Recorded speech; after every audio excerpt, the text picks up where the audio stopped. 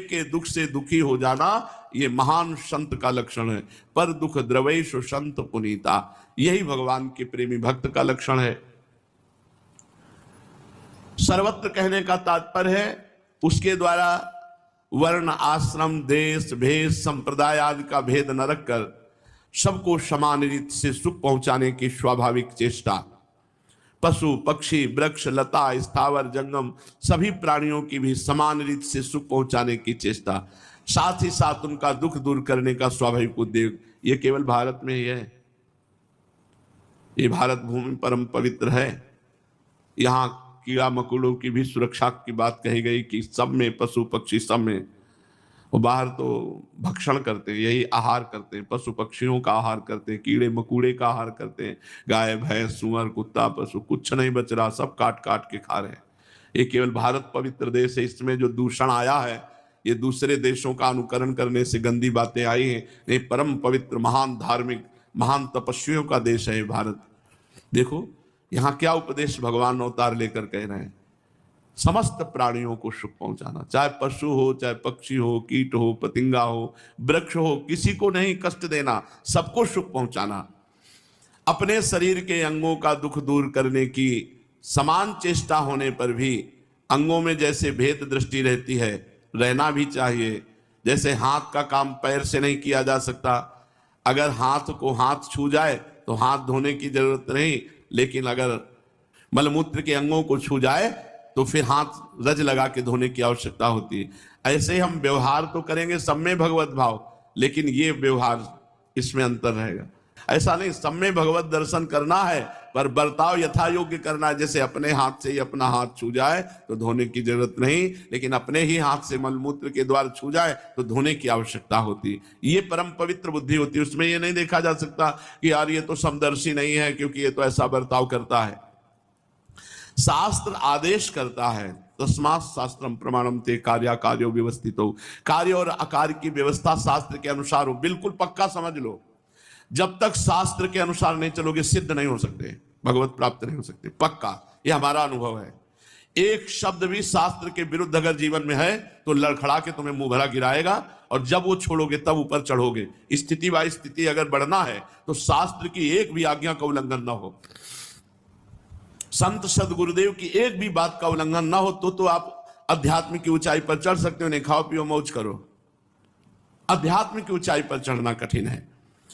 ऐसे ही शास्त्र और वर्ण आश्रम की मर्यादा के अनुसार सबके दुख में समान भाव रखते हुए भी स्पर्श अस्पर्श का ख्याल रखकर व्यवहार होना चाहिए। किसी के प्रति किंचन मात्र भी घृणा की संभावना ही नहीं होनी चाहिए। सब में भगवान है। जैसे अपने शरीर के पवित्र पवित्र अंगों की रक्षा करने में उनको सुख पहुंचाने में कोई कमी नहीं रखते, फिर भी पवित्र और अपवित्र की दृष्टि से जब अपवित्र स्थानों को अपने शरीर के छूते हैं तो पवित्र करते हैं। ऐसे हम व्यवहार में रहें। सुखम व यदि वा दुखम, अपने शरीर की उपमा से दूसरों के सुख दुख में समान रहने का तात्पर्य ये नहीं कि दूसरों के शरीर के किसी अंग में पीड़ा हो जाए तो वह पीड़ा अपने शरीर में भी आ जाए, ऐसा नहीं है। अपने को उसकी पीड़ा का अनुभव होने लगा, कैसे इसका दुख दूर करूं, हे भगवान क्या करूं, ये दुखी है इसका दुख कैसे निवृत्त करूं। अगर ऐसी क्षमता आ जाए तो भगवान की प्राप्ति, और भगवान की प्राप्ति होने पर ऐसी क्षमता आ जाती है। जैसे शरीर में आसक्त अज्ञानी पुरुष शरीर में पीड़ा होने पर उस पीड़ा को दूर करने में और सुख पहुंचाने में उसकी जैसी चेष्टा होती है, ऐसी ही तत्परता भक्त को होती है। जब किसी को दुखी देखा तो प्रयासरत हो गया, क्या करूं इसका दुख कैसे दूर करूं। करते हुए सब में भगवान को देखो, सबको भगवान में देखो, और सबसे व्यवहार ऐसा करो कि हमारे द्वारा सुख पहुंचे, किसी को दुख ना पहुंचे। अब अर्जुन जी आगे प्रश्न करते हैं। सोकल अब श्री चैतन्य चरितावली का प्रसंग चल रहा था। महाप्रभु चैतन्य देव भगवत भाव में है।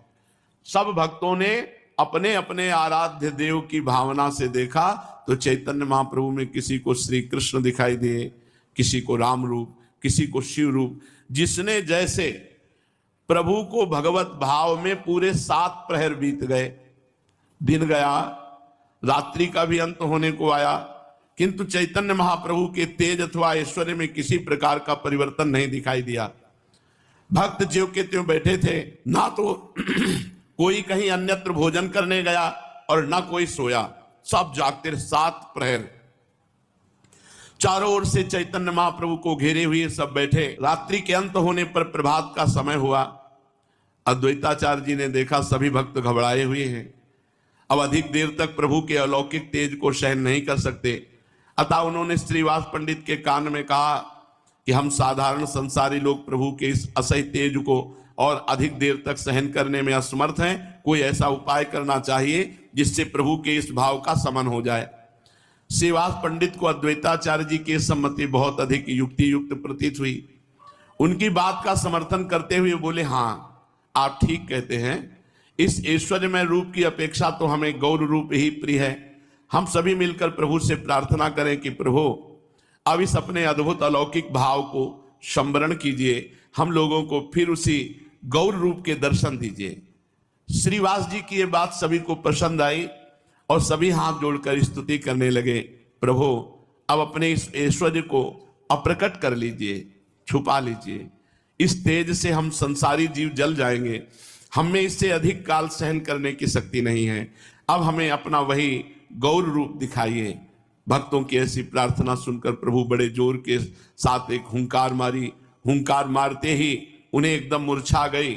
7 प्रहर तक भगवत भाव में सिंहासन पर ज्यों के त्यों बैठे रहे।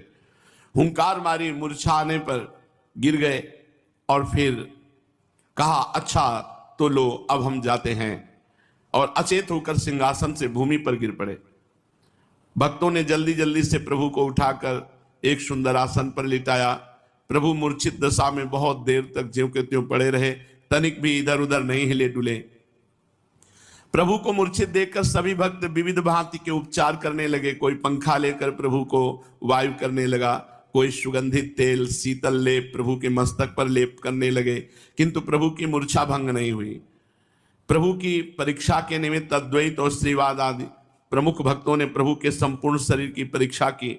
उनकी नासिका के सामने बहुत देर तक हाथ रखे रहे, किंतु सांस बिल्कुल चलता हुआ मालूम नहीं पड़ता था। हाथ पैर तथा शरीर सभी अंग प्रत्यंग संज्ञा शून्य बने हुए थे। जिस अंग को जैसे भी डाल देते वैसे ही पड़ा रहता। किसी प्रकार की चैतन्य पने की चेष्टा किसी भी अंग से प्रतीत नहीं होती थी। प्रभु की ऐसी दशा देखकर सभी भक्तों को बड़ा भारी भय प्रतीत होने लगा कि ये क्या हो गया। वे बार बार प्रभु के इस वाक्य को स्मरण करने लगे कि अच्छा तो लो अब हम जाते हैं। बहुत से तो इससे अनुमान लगाने लगे कि प्रभु सचमुच हमें छोड़कर चले गए। बहुत से कहने लगे ये बात नहीं, वो तो प्रभु के ऐश्वर्य और तेज के संबंध का भाव था। हमारे गौर हरि तो थोड़ी देर में ही चैतन्य लाभ कर लेंगे, किंतु उनका यह अनुमान ठीक होता दिखाई नहीं देता था। प्रातः काल से प्रतीक्षा करते करते दोपहर हो गया, किंतु महाप्रभु की दशा में कोई परिवर्तन नहीं हुआ। उसी भांति वो मूर्छित पड़े रहे। जेठ का महीना था। भक्तों को बैठे बैठे 30 घंटे हो गए। 30 घंटे बैठे बैठे प्रभु की दशा देखकर सभी व्याकुल हो गए। सभी उसी भाव से प्रभु को घेरे हुए बैठे थे। ना कोई शौच स्नान को गया और ना किसी को भूख प्यास की सुधि रही। सभी प्रभु के भाव में अधीर हुए चुपचाप बैठे थे। बहुतों ने तो निश्चय कर लिया था कि यदि प्रभु अंतर्ध्यान हो गए, मूर्छा भंग नहीं हुई, तो हम सब बिना खाए पिए यहीं प्राण त्याग देंगे। इसी उद्देश्य से बिना रोए पीटे धैर्य के साथ सब प्रभु के चारों ओर बैठे थे।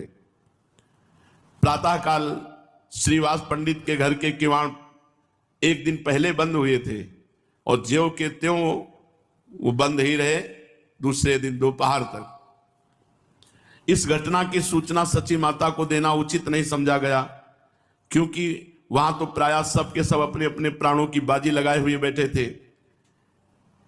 इसी बीच एक भक्त ने कहा, अनेकों बार जब चैतन्य महाप्रभु को मूर्छा आई तो संकीर्तन की सुमधुर ध्वनि सुनकर उस चेतना को प्राप्त हुए। क्यों नहीं प्रभु को चैतन्यता लाभ कराने के निमित्त कीर्तन किया जाए। ये बात सभी को पसंद आई। चारों ओर से खोल मृदंग ताल वाद्य बजा करके हरे राम राम राम हरे हरे, हरे कृष्ण कृष्ण कृष्ण हरे हरे, इस महामंत्र का संकीर्तन करने लगे। संकीर्तन की नवजीवन संचारी प्राणों से भी प्यारी ध्वनि सुनकर प्रभु के शरीर में रोमांच पहले हुआ। सभी को प्रभु का शरीर पुलकित प्रतीत होने लगा। अब तो भक्तों के आनंद की सीमा ना रही। वे नाम संकीर्तन छोड़कर प्रेम में विह्वल हुए। कीर्तन कुछ लोग कर रहे हैं, कुछ लोग महाप्रभु के समीप। प्रभु के शरीर की पुनः परीक्षा करने के लिए अद्वैताचार्य जी ने नासिका पर अपना हाथ रखा। उन्हें श्वासों का गमनागमन चलता दिखाई देने लगा। इतने में ही प्रभु ने एक जोर की हुंकार मारी। हुंकार को सुनते ही भक्तों की विषाद मंडली में आनंद की बाढ़ आ गई। वे उन्मत्त भाव से जोरों से जय हो जय हो जय हो की ध्वनि कहने लगे। भक्तों के जय ध्वनि और नृत्य करने से आनंद छा गया, क्योंकि महाप्रभु को होश आ गया। चारों ओर प्रसन्नता ही प्रसन्नता छा गई। प्रेम में उन्मत्त होकर कोई नृत्य करने लगा, कोई आनंद के वेग को न सह सकने के कारण गिर पड़ा, कोई शंख बजा रहा है, कोई शीतल जल लेकर प्रभु के श्रीमुख में धीरे धीरे डाल रहा है। इस प्रकार श्रीवास जी का घर संपूर्ण घर आनंद का सागर बन गया, जिसमें भक्तों की प्रसन्नता की हिलोरें उठ उठकर दिशाओं को गुंजाती हुई भीषण शब्द कर रही थी।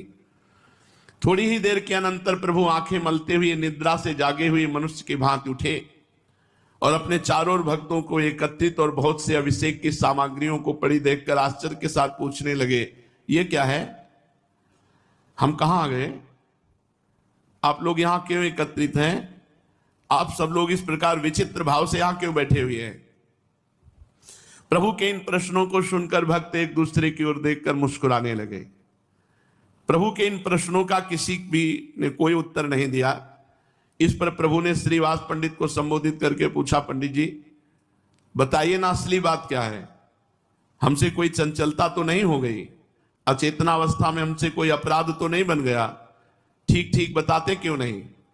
अपनी हंसी को रोकते हुए श्रीवास पंडित कहने लगे, अब हमें बहकाइए नहीं, बहुत बनने की चेष्टा ना कीजिए, अब यहां कोई बहकने वाला नहीं है।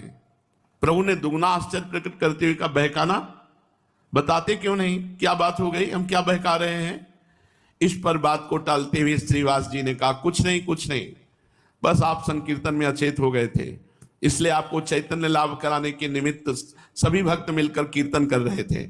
इस बात को सुनकर प्रभु लज्जित होते हुए कहा, अच्छा तो ठीक है, आप लोगों को हमारे कारण बड़ा कष्ट हुआ, आप सभी लोग हमें क्षमा करें, बहुत समय बीत गया, अब चलकर गंगा स्नान करते हैं और संध्या वंदन आदि। मालूम होता है प्रातःकालीन संध्या भी नहीं हुई। ये सुनकर सभी भक्त स्नान संध्या के निमित्त गंगा जी की ओर चले।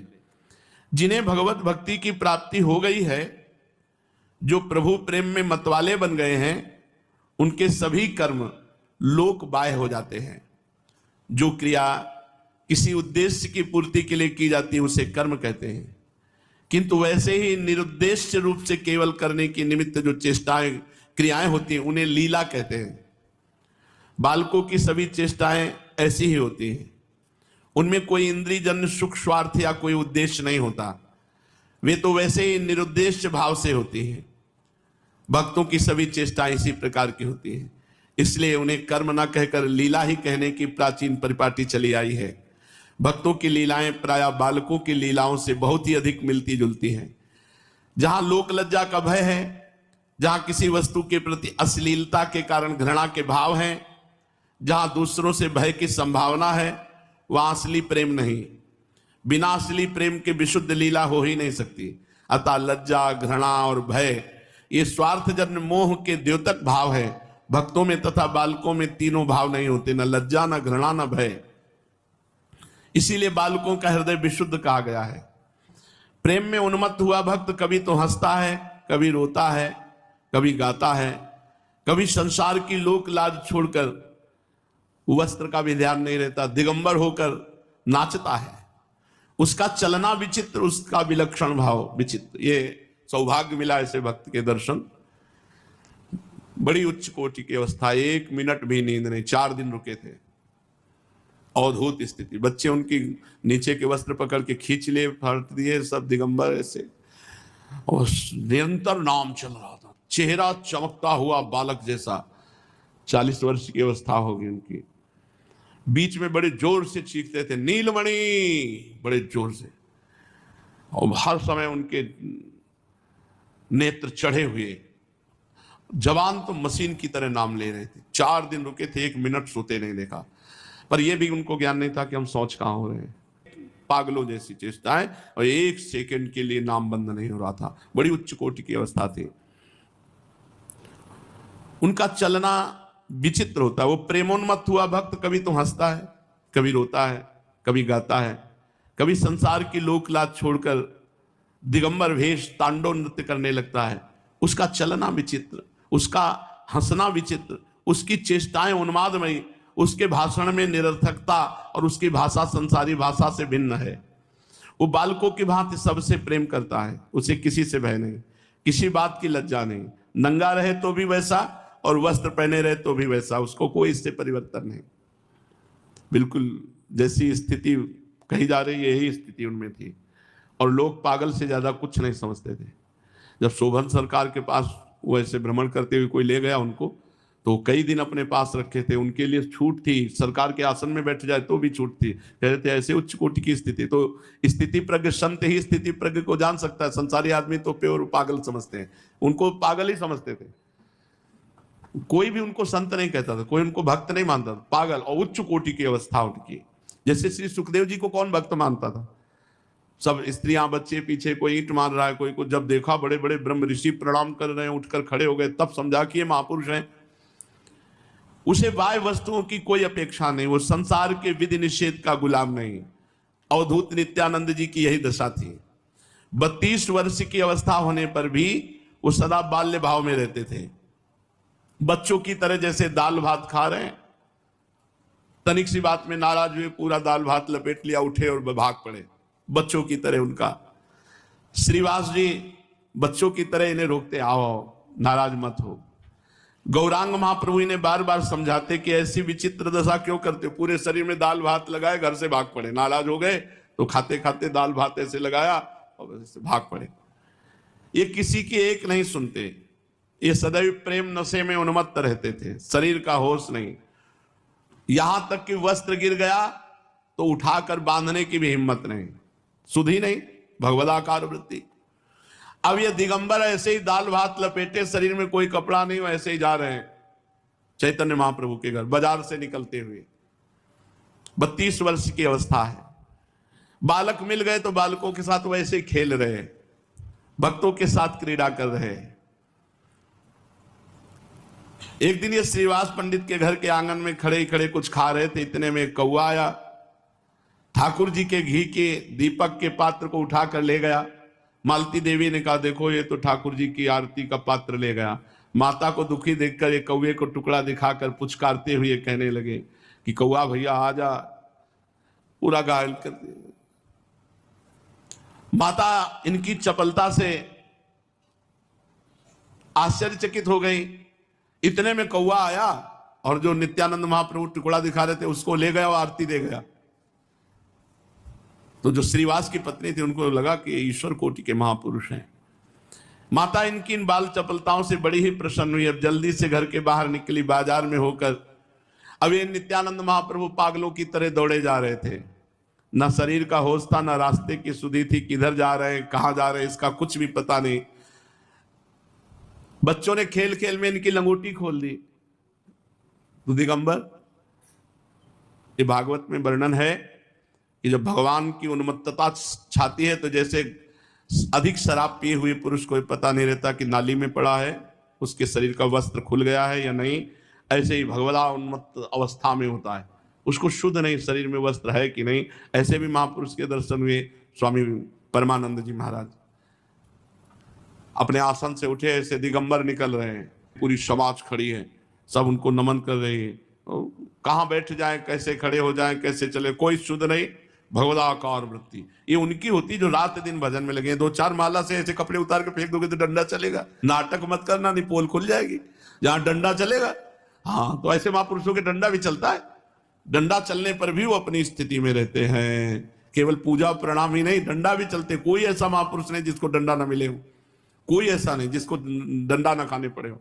चाहे नंग बोधाश्रम स्वामी जो चाहे जो, क्योंकि संसारी कुछ ऐसे होते हैं वो समझते हैं पागल हैं, और जहां उनको थप्पड़ आया, डंडा मारा, वो अपने स्वरूप में रहते हैं।